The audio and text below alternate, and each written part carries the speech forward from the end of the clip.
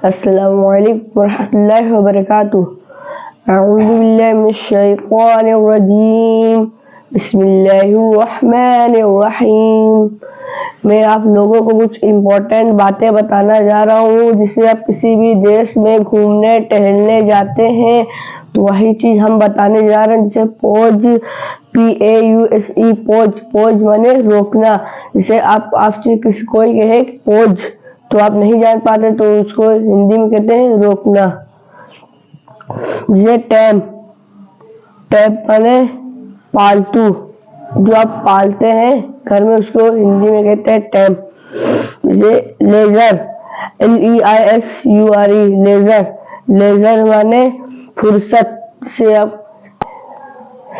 Laser miss फुर्सत।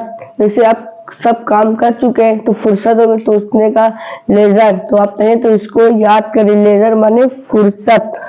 कॉफ, जिसे कॉफ COUGH, कॉफ। कॉफ माने खांसी। जिसे खांसी आ रही तो वो का कॉफ। आप बाहर जाते हैं तो कॉफ, तो आप नहीं जानते तो कॉफ माने खांसी।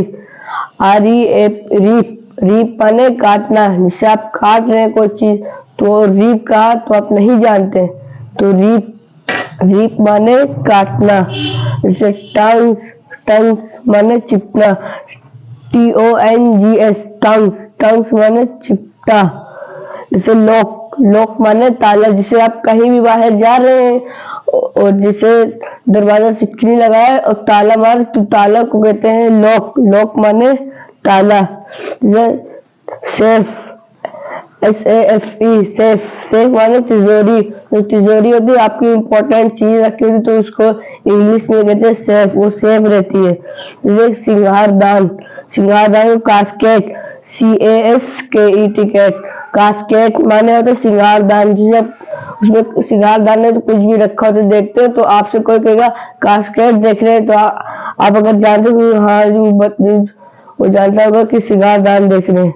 जैसे needle, needle NEEDLE, needle. Needle माने सुई। जो सुई होती है जो जिससे कपड़ा जब फट जाता है तो सिलते हैं तो उसको इंग्लिश में कहते हैं निडिल। निडिल माने सुई। जैसे जीजर्स, जीजर्स माने होता है कैंची। SISSORS, जीजर्स। जीजर्स माने कैंची, जो कपड़ा काटते हैं जिससे उसको इंग्लिश में कहते हैं कैंची।